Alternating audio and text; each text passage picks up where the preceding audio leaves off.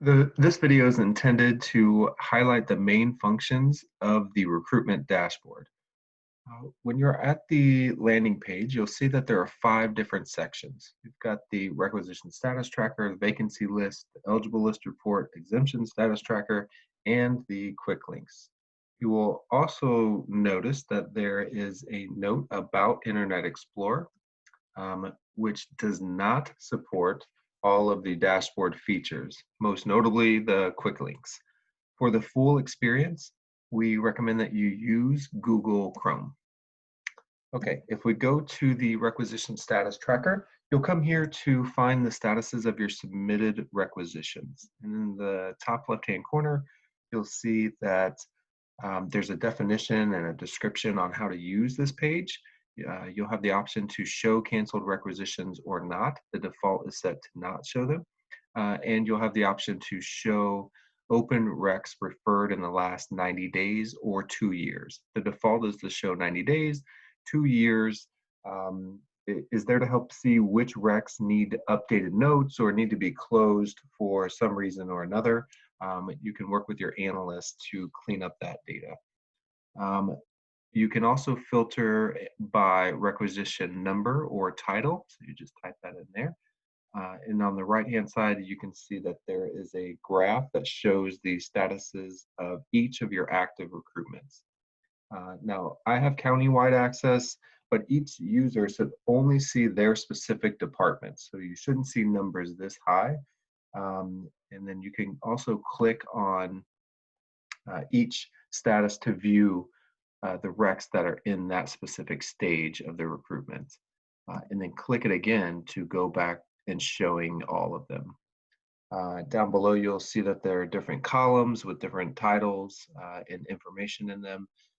You can click on the specific column and sort numerically or alphabetically.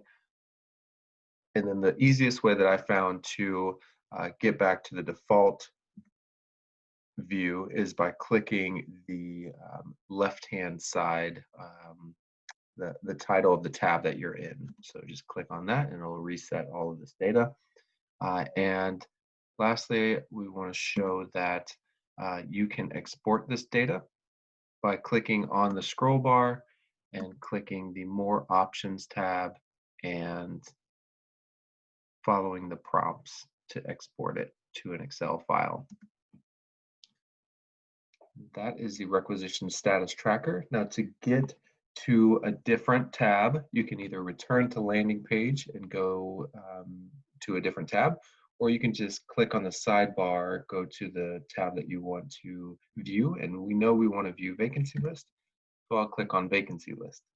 You'll come here to see all of your department's funded vacant positions, so you can strategize with your analyst on how to fill them. Again, it gives the definition and description on how to use the top left-hand corner. The different filtering options. You can filter by provisional, vacant positions. You can filter by cost center, job classification. Again, it has the different columns where you can sort numerically or alphabetically.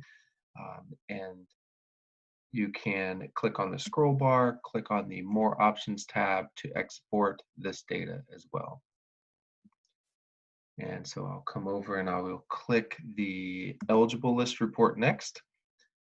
You'll come here to see if there's an active eligible list so you can fill the vacancies that we just talked about.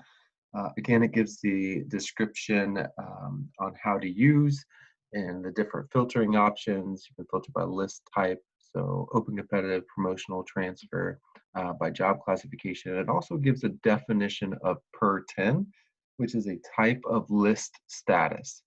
So you can see over here in the list status, you have per 10 pending. So if you're not familiar with that, you can just refer to the definition, or you can always reach out to the analyst that's in charge of that specific eligible list to just understand more and see where it's at in the process. And again, just like the others, you can click on the scroll bar and the More Options tab to export this data to an Excel file. And we'll come to the exemption request status tracker next, and you'll come here to see the statuses of your exemption request. Again, in the top left-hand corner, you'll see that there's a definition and a description on how to use, and the different filtering options in these next drop boxes. You can filter by position number or by status or by job classification. And you've got the different columns down below, so similar. And you can sort numerically or alphabetically. And then if you click on the scroll bar, click on the More Options tab, you can export this data um, to Excel as well. And so lastly, we'll go to the quick links. So if we go back to the main page and we go down to the quick links section, this whole section is designed to make it easier for you to find helpful items related to recruitment, such as hiring manager info, which is going to have a list of different hiring options and FAQs. We've got the dashboard procedures guide and different training videos.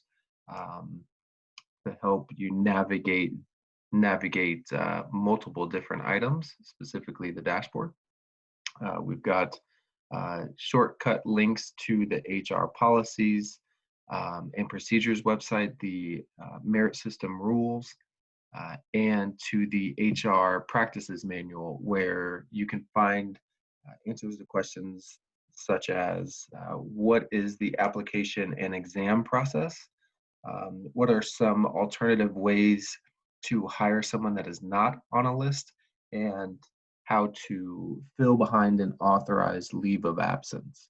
So a lot of good information in there. And then the last link is HR forms. And this is where you will find the most updated forms, such as work out of class, promotional forms, in grades, and more.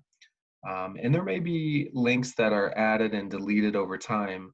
But again, this area is designed to make it easier for the user to find useful recruitment related items. And that's a quick summary on how to use and navigate through the recruitment dashboard. Please reach out to your analyst if you have any questions.